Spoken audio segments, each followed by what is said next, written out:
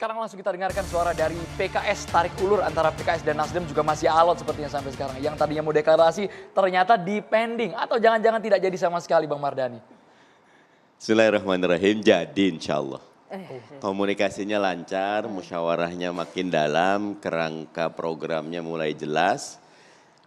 Bab kapan deklarasi tentu masing-masing partai punya mekanisme. Di kita keputusan tertinggi di Majelis Syuro. Teman-teman PDIP, Ketua Umum kami di Majelis Syuro, 99 orang nanti akan memutuskan. Saya kebetulan anggota Majelis Syuro pada periode yang lalu tuh udah tinggal titik tapi masih ada koma katanya. Jadi komanya ini lagi nyari momentum yang pas. Yang pertama hubungan PKS sama Mas Anies jauh sekali ya. Kita partai pendukung ketika bareng Gerindra di DKI, hubungan 5 tahun di DKI produktif dan sangat mutualisme simbiosisnya bagus. Tinggal memang ada banyak skenario. Skenario contohnya gini, apa mau deklarasi presiden dulu, wakil presidennya nanti 30 hari sebelum pendaftaran atau mau sekaligus deklarasi bareng.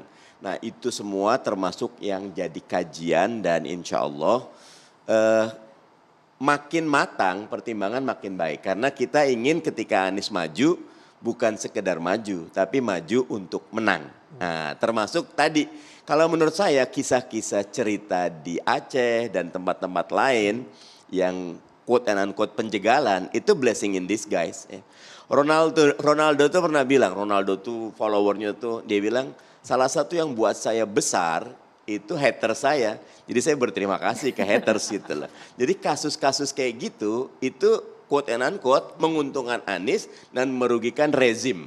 Rezimnya karena dianggap apapun yang quote and unquote penjegalan, nyusahin Anies maka blamingnya ke rezim. Dan itu buruk.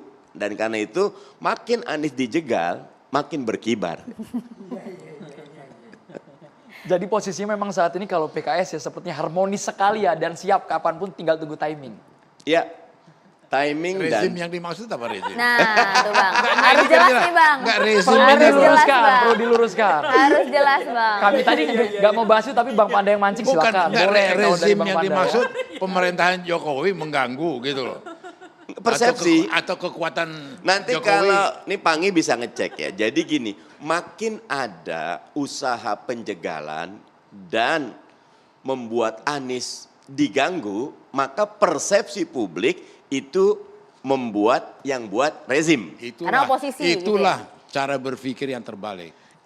Persepsi publik. Bukan soal persepsi, risiko-risiko yang diambil itu dia mainin kok. Betul. Dia beli itu permainan. Kalau faktanya Bang Panda bisa jadi ini yang melakukan orang iseng. Bisa jadi yang melakukan orang yang punya personal matters. Tapi persepsi publiknya karena Anies itu sementara ini bukan cuma antitesa, ya bendera yang berbeda dengan rezim sekarang. Sehingga segala yang menimpa Anies akan dinisbatkan ke rezim. Saya kasih contoh yang sangat sederhana. Di Tanah Abang, bawa orang di sana nggak suka dengan orang Batak. Gua datang, bahasa Batak lagi, berlaku macam-macam lagi. Terus gua digebukin, rezim menindas saya. Kan enggak. Karena memang belum waktunya friend kita ini. Enggak betul, ini terus bab persepsi publik. Lo bukan. Dan ini menguntungkan Anies. Kalau buat saya makin ada penjegalan, Anies makin berkibar. Bukan gitu. Maksud aku menguntungkan tak menguntungkan, tapi jangan mudah kita, ini catatan demokrasi loh. Kita bilang betul. rezim, kita bilang rezim gitu loh. Rezim itu siapa? Kan biasa kita yang oposisi, yang berkuasa itu yang sedang melaksanakan. Gua yang mancing gua ditimpukin, gua yang mancing gua ribut, gua mancing ini. Terus gua bilang begitu gua ditimpukin, rezim. Ya nggak mendidik dong itu. Itu persepsi publik dan makanya jangan ada upaya penjegalan. Jangan ada upaya membuat Anies seolah-olah dizalimi. Tadi Pangi sudah bilang di Indonesia itu makin satu figur dizalimi, makin mendapat simpati publik. Nggak ada dizalimi. Ya jangan makanya. Ya, gitu. ada. Kesannya berarti ya, kesannya. Iya. Mulus-mulus aja Persepsi gitu loh. publiknya beda Bang. Persepsi publik itu tidak berpikir rumit. Padahal boleh jadi kayak misal kenapa lapangan di Aceh tidak? Saya yakin di term and condition-nya ada yang tidak dipenuhi. Tapi persepsi publik blockingnya tidak suka. Anies dijegal. Ya begitu wajar lah gitu, namanya publik gitu loh. Gimana nih? Kecuali kalau dinas di Aceh menjelaskan, ini loh alasan faktualnya Anies tidak boleh. Ini memang tidak ada Tadi kata penjelasannya. gangguannya ada kok, betul kata Bang Willy. Ya, Bang Willy lebih detail karena beliau ada di Aceh. Tapi maksud saya, monggo aja mau dilarang Anies mau apa, tapi term and condition.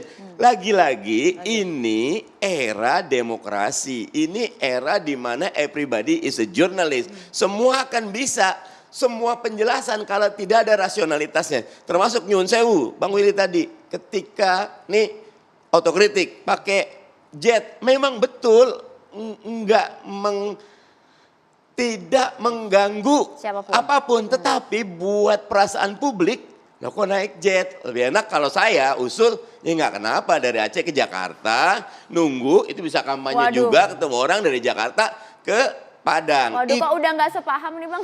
Bukan, kalau bab ini masing-masing boleh. Kita kerangka prinsipnya. Kalau ini kan masing-masing boleh. Kalau buat saya ya udah. Ternyata publik punya catatan. Lebih enak pakai jalur biasa. Toh waktu kampanye masih panjang gitu. Ini yang bikin PKS pikir-pikir dulu mau ke Nasdem. Tidak, kalau bab pikir-pikir tadi. Kita Oh, nyari timing dan nyari deklarasi untuk menang. oke. Gitu. Ini Gerindra udah pengen komentar juga nih Bang Andre Rosiade. Karena tadi